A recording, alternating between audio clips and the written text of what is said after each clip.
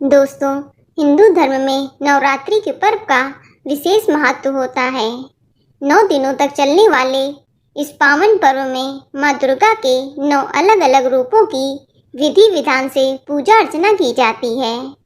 नवरात्रि के हर दिन माँ के 9 स्वरूपों में से एक को समर्पित होता है। आपको बता दें कि नवरात्रि में व्रत पूजा की तरह ही भोग प्रसाद का भी विशेष महत्व होता है।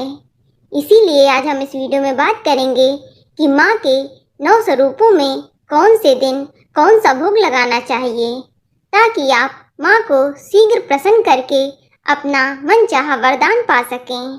लेकिन अगर अभी तक आपने हमारे चैनल वर्ल्ड बेस्ट मैजिक को सब्सक्राइब नहीं किया है तो जल्दी से सब्सक्राइब करके बेल आइकन दबा दें। साथ ही इस वीडियो को लाइक करें और ज़्यादा से ज़्यादा शेयर करें। तो आइए शुरू करते हैं। दोस्तों, नवरात्रि में आदि शक्ति भगवती माँ दुर्गा की आराधना की जाती है। नवरात्रि के 9 दिन माँ दुर्गा के अलग अलग रूपों की पूजा होती है। जिस प्रकार नवरात्रि के 9 दिन माँ दुर्गा के अलग अलग स्वरूप की पूजा होती है, उसी प्रकार से इन 9 दिनों में माता को हर दिन के मुताबिक भोग या प्रसाद भी अर्पित किया जाता है। वैसे तो माँ को सच्चे मन से जो भी भोग लगाओ वह ग्रहण कर लेती हैं, लेकिन माँ दुर्गा को नवरात्रि के दिनों में ये 9 भोग बहुत ही पसंद हैं। मान्यता है कि जगत जननी को इनका भोग लगाने से सारी मनोकामनाओं की पूर्ति होती है, साथ ही बुद्धि व धन संपदा में भी वृद्धि होती है। दोस्तों, नवरात्रि में देवी को हर दिन एक विशेष प्रकार का भोग लगाया जाता है। पहले दिन से लेकर अंतिम दिन तक देवी को श्रद्धा के अनुसार भोग अर्पित करने से आप माता का दिल खुश करके अपने जीवन में सुख शांति और समृद्धि ला सकते हैं। तो आइए जानते हैं कि नवरात्र के किस दिन माँ दुर्गा के किस रूप को कौन सा भोग लगाना चाहिए। दोस्तों, नवरात्रि के पहले दिन कलश स्थापना के साथ साथ माँ शैलपुत्री की पूजा अर्चना की जाती है। माना जाता है कि माता शैलपुत्री हिमालय की पुत्री हैं, इसीलिए इनको सफ़ेद रंग बेहद प्रिय है। इस दिन माँ को देसी घी का भोग लगाना चाहिए। मान्यता है कि ऐसा करने से आरोग्य की प्राप्ति होती है और देवी माँ अपने भक्तों को हर संकट से मुक्ति भी दिलाती हैं। और दूसरा दिन माता ब्रह्मचारिणी का होता है और माता ब्रह्मचारिणी के पूजन अर्चन से आपके व्यक्तित्व में वैराग्य, सदाचार और संयम बढ़ने लगता है। इस दिन माँ ब्रह्मचारिणी को शक्कर, मिश्री या पंचामृत का भोग लगाना चाहिए।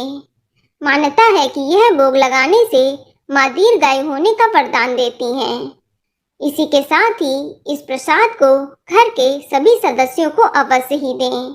वास्तुशास्त्र के अनुसार माता के प्रसाद को ग्रहण करने से इंसान लंबी उम्र को प्राप्त करता है। दोस्तों, तीसरे दिन माता चंद्रघंटा की पूजा की जाती है और कहा जाता है कि माता चंद्रघंटा की पूजा अर्चना से मानव संसारिक कष्टों से मुक्ति पाते हैं। वहीं माता के भोग की बात करें तो माँ को दूध से बनी मिठाइयाँ और खीर आदि का भोग लगाना चाहिए। इससे माता चंद्रघंटा अधिक प्रसन्न होती हैं। मान्यता है कि ऐसा करने से धन, वैभव व ऐश्वर्य की प्राप्ति होती है। और नवरात्र के चौथे दिन माँ कुष्मांडा की पूजा अर्चना की जाती है और इस दिन माता को मालपुए का भोग लगाया जाता है। आप माता को भोग लगाएं और भोग को ब्राह्मणों को दान करते हैं तो आपको अधिक फल प्राप्त होता है। इसके साथ ही इस भोग को घर के सभी सदस्यों को भी अवश्य ही ग्रहण करना चाहिए। ऐसा करने से बुद्धि का विकास होता है और मनोबल भी बढ़ता है। दोस्तों, 5वें दिन दुर्गा के पंचम स्वरूप माँ स्कंद माता की पूजा होती है और माता को इस दिन केले का भोग चढ़ाया जाता है। कहा जाता है कि माता को केले का भोग लगाने से सभी शारीरिक रोगों से मुक्ति मिलती है और बच्चों का करियर भी अच्छा रहता है।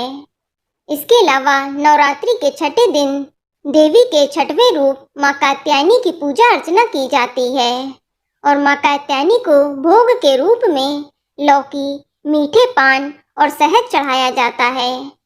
ऐसा करने से आकर्षण शक्ति में वृद्धि के योग बनते हैं और घर से नकारात्मक ऊर्जा भी समाप्त होती है।